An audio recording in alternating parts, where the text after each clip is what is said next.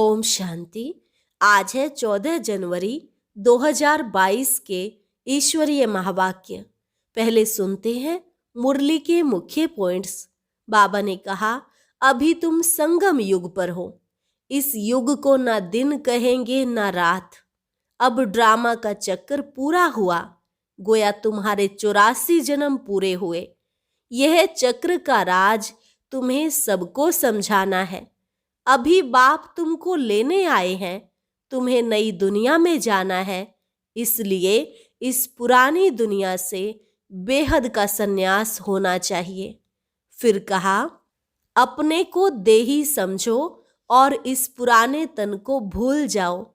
यह तन तो रावण की प्रॉपर्टी है, इसे रावण को ही देकर जाना है। पुरानी दुनिया और पुराने शरीर के जो भी संबंधी आदि हैं, अब उनका बुद्धि से त्याग करो और नए घर का आह्वान करो।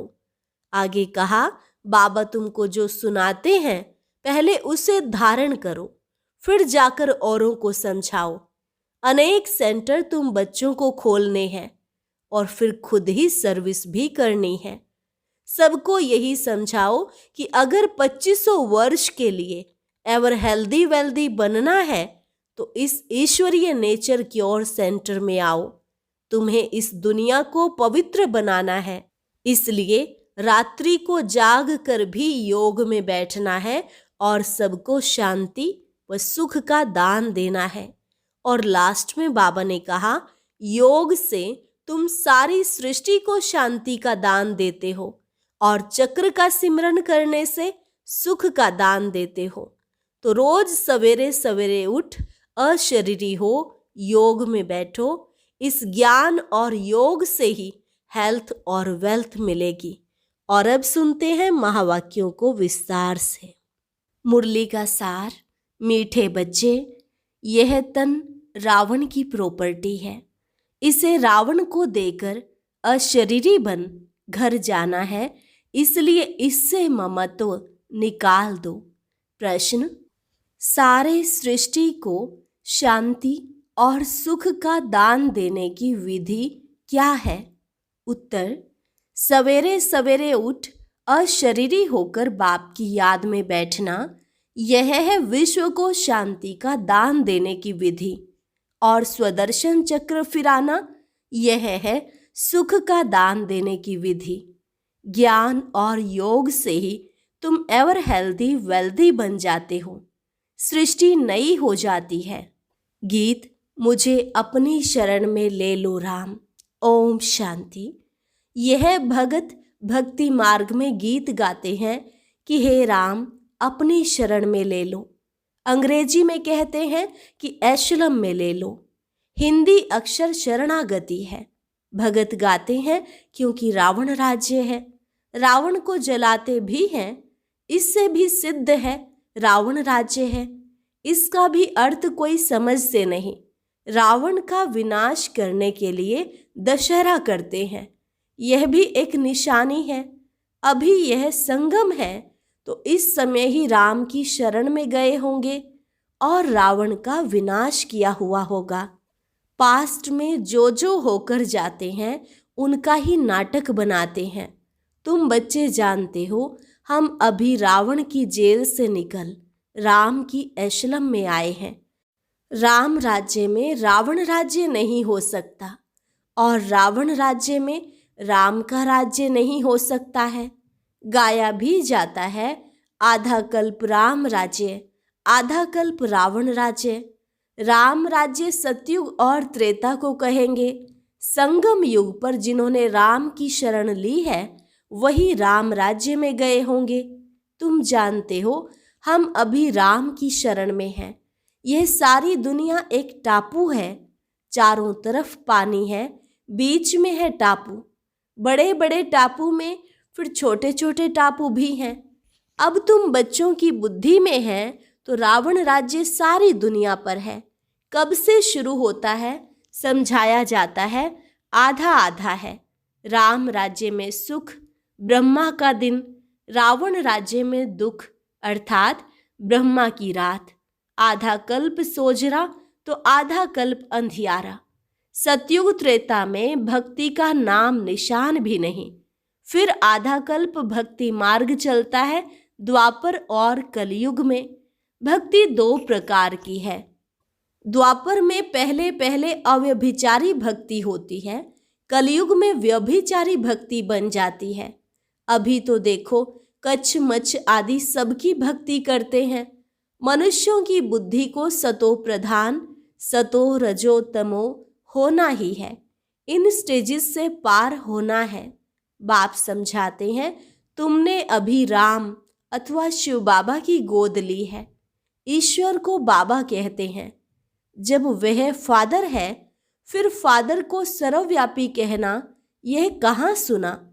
कहेंगे फलाने शास्त्र में व्यास भगवान ने लिखा है। बाप समझाते हैं, सर्वव्यापी के ज्ञान से तुमको कुछ भी फायदा नहीं हुआ है। सदगति देने वाला जरूर कोई चाहिए, वह जरूर दूसरा होगा। सदगति देते ही हैं गॉड फादर। यह तुम्हारा ईश्वरीय जन्म है। तुम अभी संगम पर हो। यह संगम का टाइम दिन में व रात में नहीं गिना जाता है। यह छोटा सा संगम है, जबकि दुनिया बदलनी है। आयरन एज से बदल गोल्डन एज होती है।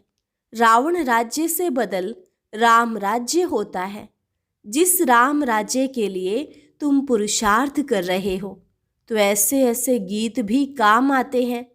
यह हुआ जैसे श्लोक, इनका अर्थ किया जाता है। राम की शरण में जाने से फिर तुम सुख अर्थात राम राज्य में आएंगे। एक कहानी भी है, तुम पहले सुख चाहते हो या दुख? बोला सुख, क्योंकि सुख में फिर यमदूत लेने नहीं आएंगे, परंतु अर्थ नहीं समझते। बाप बैठ अच्छी रीति समझाते हैं। तुम्हारी बुद्धि में है, हमारा देवी देवता कुल बहुत ऊंचा था। पहले ब्राह्मण कुल होता है, फिर देवता बनते हैं, फिर क्षत्रिय वैश्य शूद्र बनते हैं। तुम जानते हो, हमने ही इन वर्णों से पास किया है, अभी आकर ब्राह्मण बने हैं। यह विराट रूप बिल्कुल ही ठीक है। वर्ण सिद्ध हो जाते हैं। 84 जन्म एक ही सतयुग में नहीं लिए जा सकते। यह वर्ण फिरते रहते हैं। ड्रामा का चक्र पूरा हुआ, गोया 84 जन्म पूरे हुए। चक्र तो लगाना ही है, इसलिए दिखाया जाता है दैवी वर्ण में इतना समय, क्षत्रिय में इतना समय। आगे यह पता थोड़े ही था, कभी शास्त्रों में नहीं सुना था कि ऐसे वर्णों में आना है। तुम जानते हो 84 जन्म कौन लेते हैं? आत्मा और परमात्मा अलग रहे बहुकाल। यह बात सिद्ध कर बतानी है। पहले पहले देवी देवता ही भारत में थे।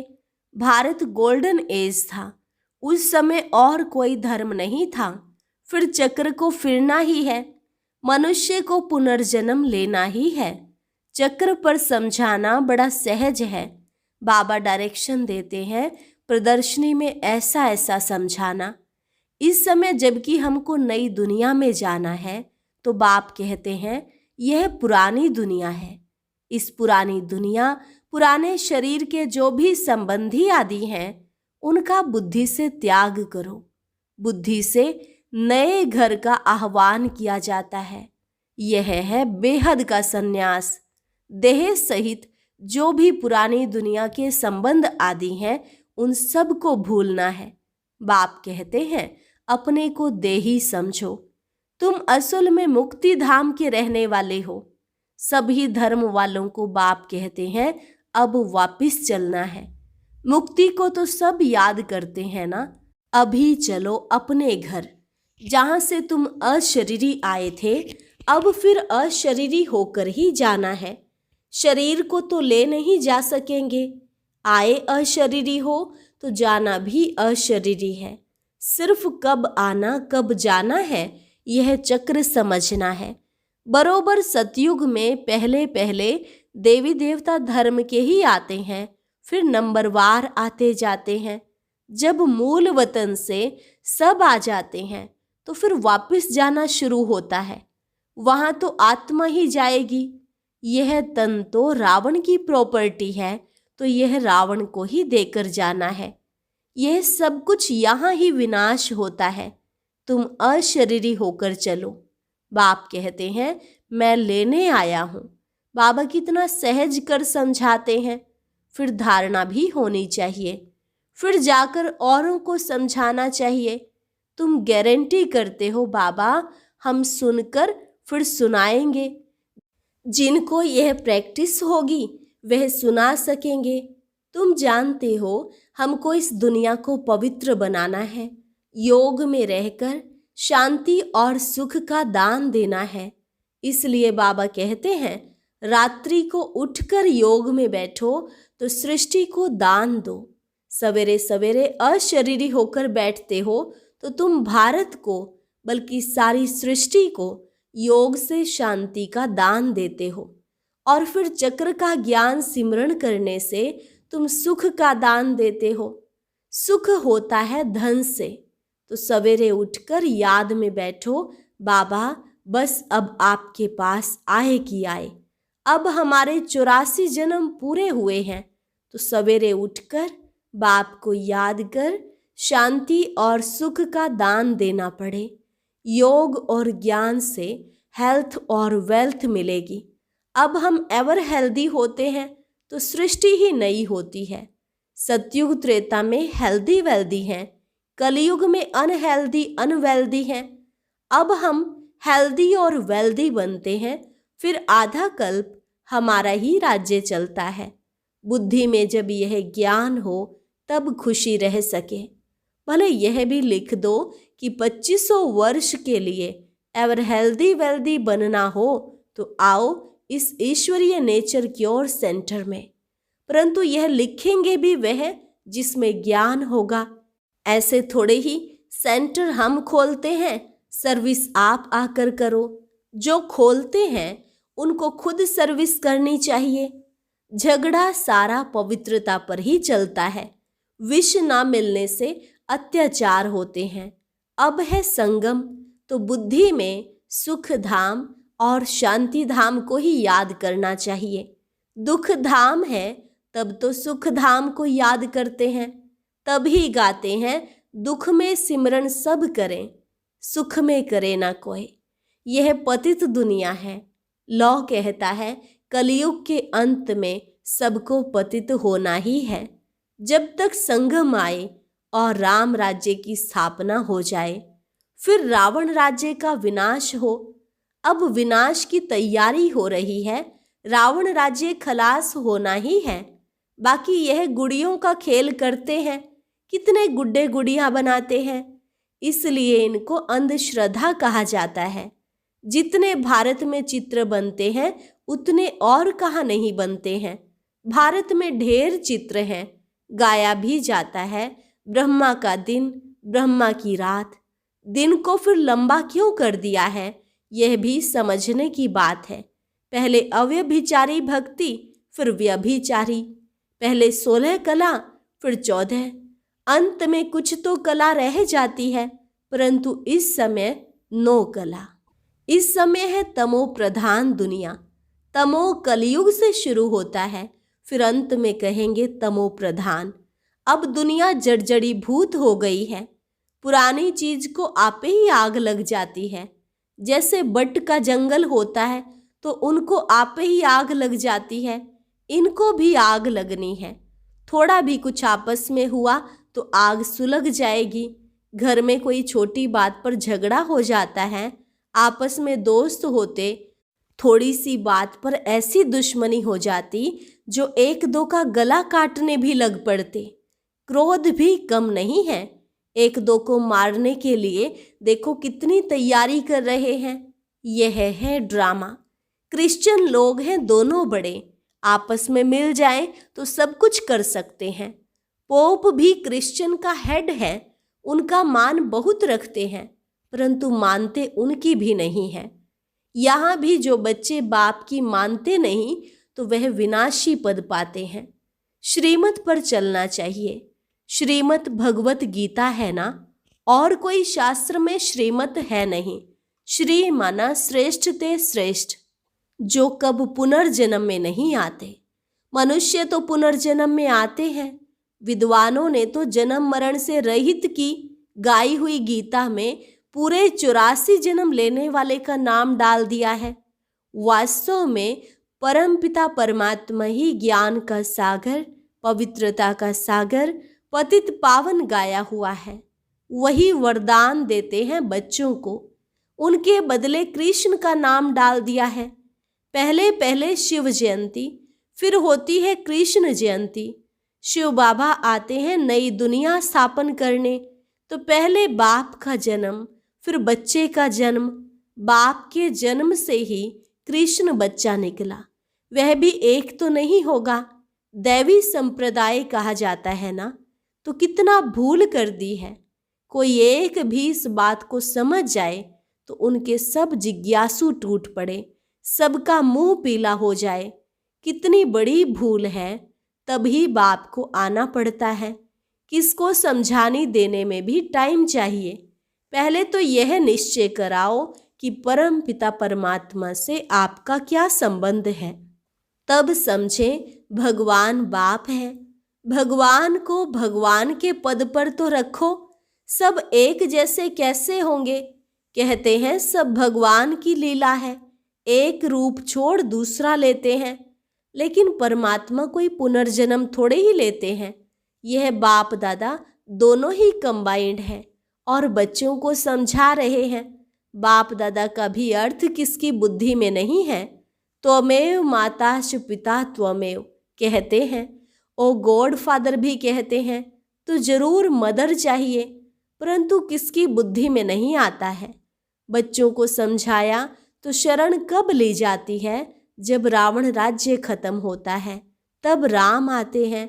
राम की शरण लेने से ही सद्गति मिलती है।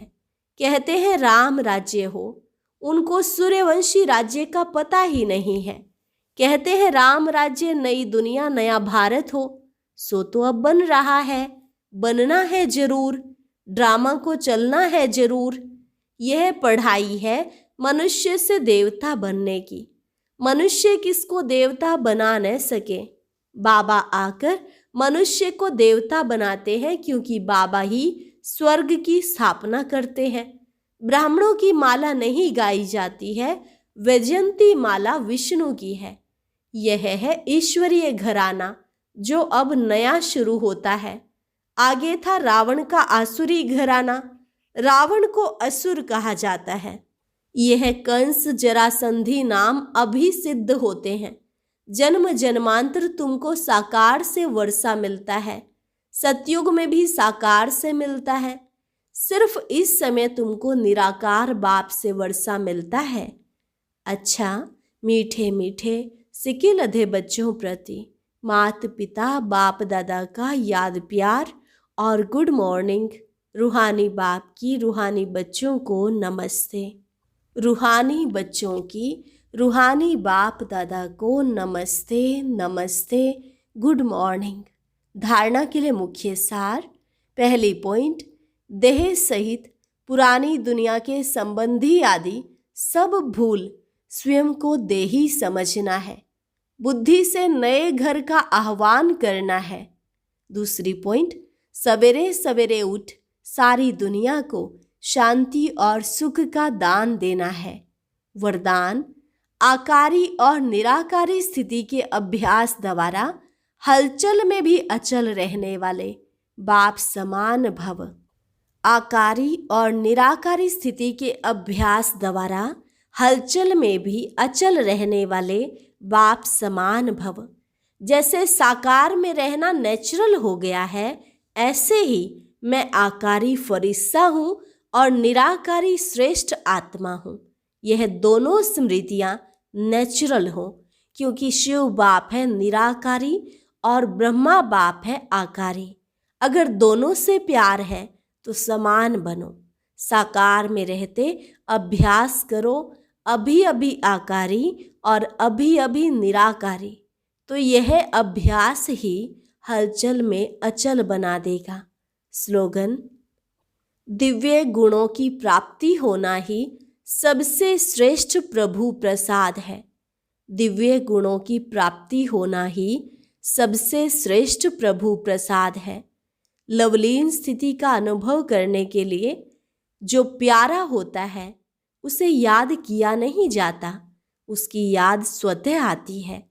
सिर्फ प्यार दिल का हो, सच्चा और निस्वार्थ हो। जब कहते हो मेरा बाबा, प्यारा बाबा, तो प्यारे को कभी भूल नहीं सकते। और निस्वार्थ प्यार सिवाय बाप के किसी आत्मा से मिल नहीं सकता। इसलिए कभी मतलब से याद नहीं करो, निस्वार्थ प्यार में लवलीन रहो। अच्छा, और अब सुनते हैं आज का अव्यक्त ज्ञान मोती। ये एक बहुत संस्कारितापूर्ण वीडियो है, जरूर देखें, कोई भी मिस ना करे।